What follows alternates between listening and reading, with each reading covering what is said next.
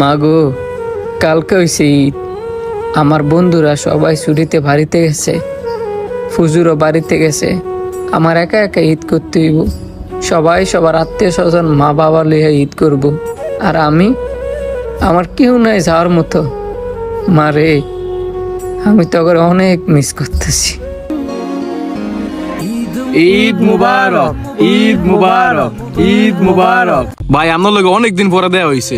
কাজের চাপ বেশি তো এজন্য দেখা হয় না।